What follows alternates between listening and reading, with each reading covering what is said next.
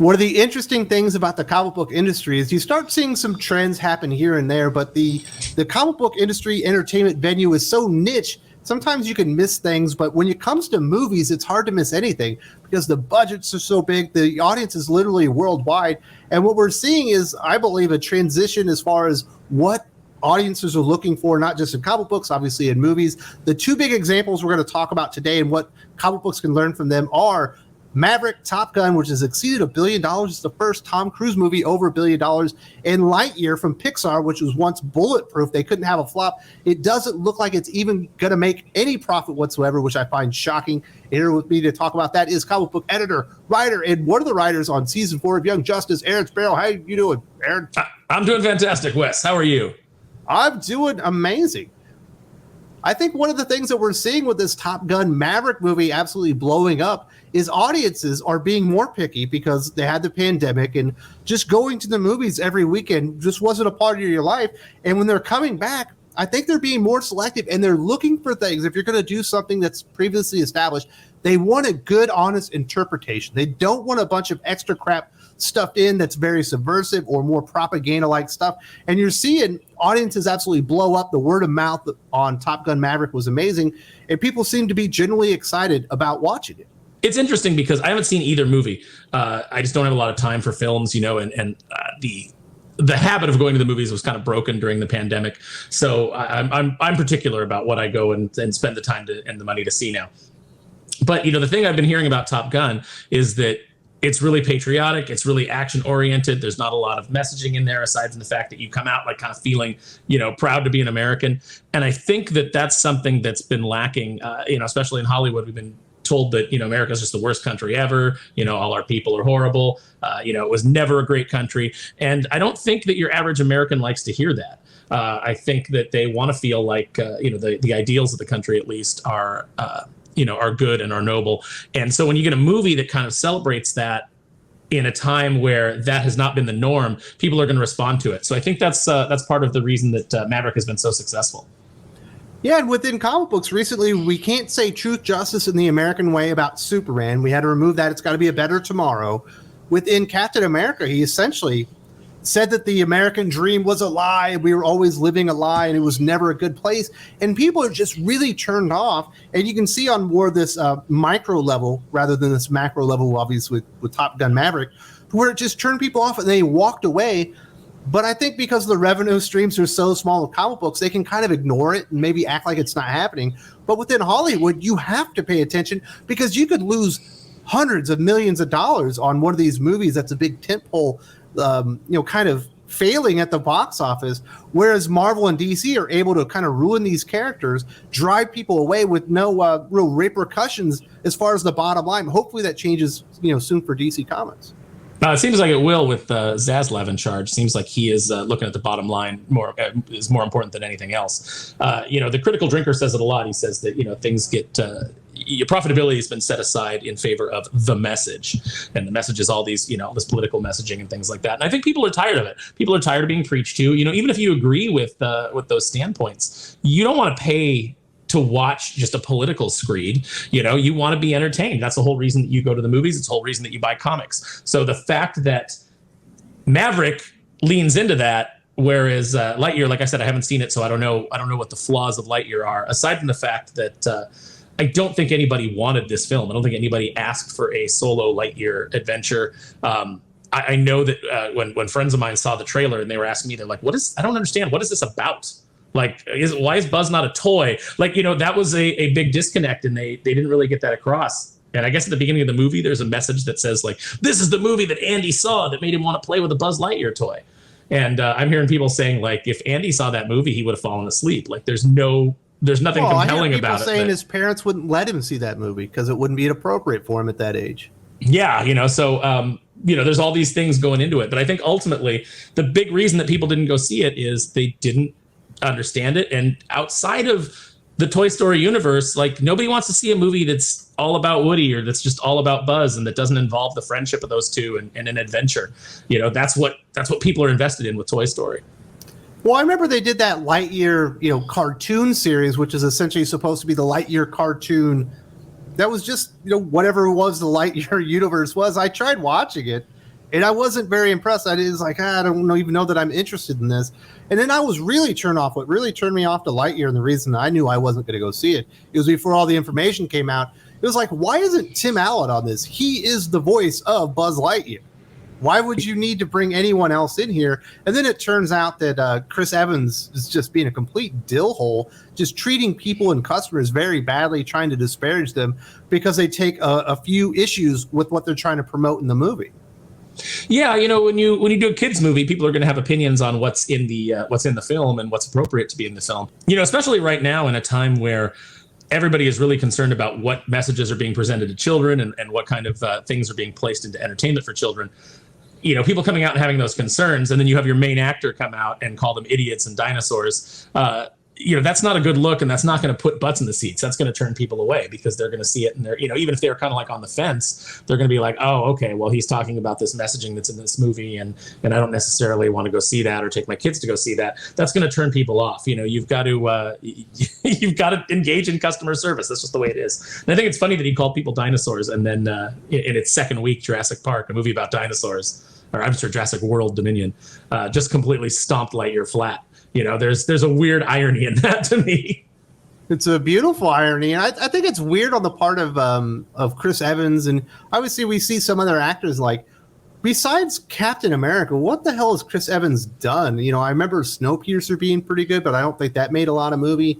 He was in that Not Another Teen movie, or maybe he was Johnny Storm, but those movies suck too. It's not like Chris Evans is this enormous beloved movie star. He's Captain America, and now that Captain America is no longer in the MCU, he might want to be a little bit nicer to people and stop talking trash, especially to parents who have legitimate concerns, as we're seeing things happen all over America. I think it's really been spotlighted, obviously, during Pride Month and a lot of the initiatives that are going on out there. And there's some real life concerns, and especially with Pixar, after the movie they did before, I think it was Turning Red or something like that. Mm-hmm. I can tell you this. I saw some of the previews and trailers of that. I had no idea that was a movie about periods. It's really strange to me that it's like they touted this. It's like this is the first movie at Pixar that's, like an all-female team, and then it's about periods. And it's like, if you would have written that before it happened, like the first Pixar movie by all women is probably going to be about periods, you would have got called a misogynist. Yeah. It's just so bizarrely stereotypical. But I haven't seen that movie either, so I can't particularly judge how the final product turned out. But it's interesting. Chris Evans coming out and berating people. It's a bad look. It's a bad move. Like I said, you need to be involved in customer service. You need to be convincing people why they need to go see your movie.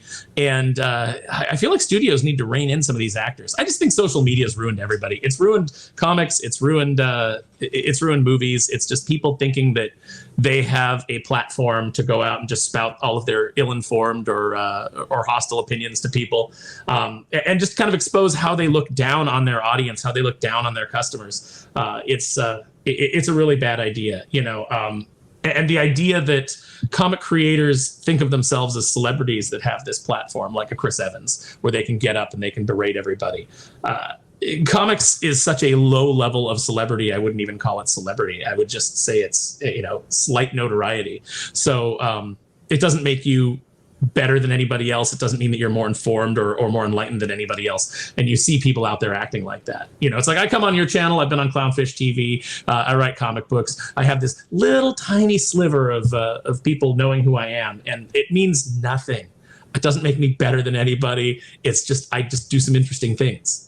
Comic books really didn't need to learn a lesson from this one. Comic books have been doing this for a while. They've been taking, generally speaking, characters in stories designed for kids, shoving them full of propaganda and messaging about LGBTQ culture and stuff like that into the stories. People walked away and they've stopped buying. And we've seen a lot of the comic book pros go out there, and as soon as you question them or you have any opinion about it, talking down to you, berating their customers, they don't want to hear it. They're like, screw you. I don't need to listen to Kelly Sue DeConnick and what you think about anything. But I do think this really does hammer it home. You think because you're Kelly Sue DeConnick, maybe people were willing to walk away, but they wouldn't walk away from Chris Evans. He's Captain America. Oh no, people will walk away as soon as they feel like you're trying to shove stuff down their kid's throat and really put it in there. And that was really the reputation of Pixar coming into well, I guess Turning Red and now Lightyear was that this was wholesome entertainment. It did have some jokes that adults would get, but it was pretty much going to go right over the heads of their kids, and you weren't going to have difficult conversations that they weren't really ready for. And now Pixar are like trying to make parents have these conversations with their kids when they're not ready. And Pixar was a bulletproof brand, and it's not that way anymore. So many people are just walking away from these companies because they're tired of them treating them poorly and just shoving stuff in front of their kids and using their entertainment as propaganda. Yeah, the pandemic really broke a lot of habits, and one of those habits for a lot of people is giving two shits about what any celebrity has to say. We come on here and we have opinionated discussions and things like that, but like we're not telling the audience how to live their life. We're just offering opinions, and they're free to disagree with us, and they're free to talk to us in the comments about it. And I will respect that, as long as you come respectfully with a discussion and you're not making it personal attacks or, being rude. I'm going to respect that. I mean, that's just human decency aside from customer service when you're trying to sell them a product. Yeah, I think there's two big lessons, obviously, to be learned here. You have the good lesson from Top Gun Maverick, or in the case of comic books, you could kind of even learn it from Batman Superman World's Finest. Go back to traditional storytelling, honor the characters in the universes that they live in, and generally speaking, people will come back and they will be happy to purchase your product. Because they don't really care about the author. They don't care about what you think. They only care about Batman and Superman going out and fighting villains. They only care about Maverick going out there and flying his fighter jet and saving the day. Whereas the bad example, obviously, that Marvel and DC have already kind of learned this lesson, that you can go out there and you can decide to use your entertainment vessel, your comic books or your movies or whatever. You can go out there and you can put messaging in there that is going to bother people, and they can walk away, and then when you disparage them, they'll continue to walk away because they just don't care anymore. Do you think that DC or Marvel or really any entertainment are going to learn the right lessons from Top Gun Maverick? I think that they're too infested with activists at this point. I think that you need actual business people who know what they're doing to come in and reset the ship. But I think with I can't really speak too much with DC because by the time this video comes out, even if it's just in a few hours, their whole management system might be different. There's people leaving in droves and everything's shifting around. With Marvel, I think the rot comes from the top and just all the way down. I think that C.B. Cebulski is largely ineffectual. I think that Tom Brevoort is actually a cancer in that company. The guy puts out tweets where he's talking about how he doesn't even, he gets up in the morning and he doesn't even know why he does it anymore. He doesn't even it's kind of like these depressed. First of all, why would you put that out in a tweet? But, if you feel like you get up and you don't have a reason to live anymore, reassess your life, reassess your career, maybe make some changes, do something else. Contact somebody and get some help too. Get some help. Yeah. Get, maybe break your rut. He's been there for a long time. I don't doubt that he's burnt out and he's tired and he's got all this weight on him that he doesn't want to carry anymore, but figure it out. Don't take it out on the customer. Know when it's time to leave. It's crazy when you think about all the acquisitions Disney has had. And obviously Marvel Comics has not gotten better under Disney. Marvel Studios has been successful, but it seems to be trending in the wrong direction. Lucasfilm has been absolute disaster under Disney. Pixar's now a part of Disney. Pixar's going in the wrong direction too. I think it might just be a Disney problem. We've seen a lot of the behind the scenes tapes that they are trying to use, kids shows and whatnot to influence children. And I think they are so rotten as a corporation that it can't get better. I don't think it's a Disney problem. I think it's an entertainment problem in general. That's why Doctor Who is failing. That's why Lord of the Rings, Rings of Power looks like it's probably going to be a disaster. Terminator, all these franchises that, He-Man, He-Man, that they keep trying to revive, but they keep putting it in the hands of people who don't value what the core of that property is. One of the reasons that our Darkwing Duck run was successful is because we looked at the original show. We were like, what do people love about this? What do we love about this? And we presented that same product. If you go from the show to the comics, it's the same. Some things are updated. Some things are changed. Obviously, technology, that has moved forward. We do some different storytelling things, and we give it more of a continuity than the cartoon ever had, because that's comic books. But the core of the characters, the core of the property remains the same. And I think if you want to do any of these things and have it resonate, part of the reason that you go into this is because you're like, hey, it's a built-in audience. It's name recognition. But when you change everything about what people recognize about it, it's going to fail. 9 times out of 10, actually maybe 9.99 times out of 10, it's going to fail. Very rarely do you get something like the DuckTales reboot, which was successful in its own right, even though it was, different, but it still respected a lot of the past. But, there was a lot of differences. That rarely happens. So, you've got to, like the saying goes, dance with who brought you. Yeah, 21 Jump Street was an anomaly. Although they weren't trying to throw a bunch of stuff in there, they just took it in a new direction. So I do want to say thank you very much to Aaron for providing your opinions. Do you have any final words? No, just, what, guys, support creators that deliver what you, that deliver the product that you like, and support creators that don't hate you. Lightyear bombing is not the first sign of trouble with Disney. I actually had a conversation with Neon from Clownfish TV at the end of last year where we kind of talked about how Disney were really falling off message and were really promoting agenda over entertainment and how it was kind of destroying their brand. I think we're seeing all this come to fruition right now.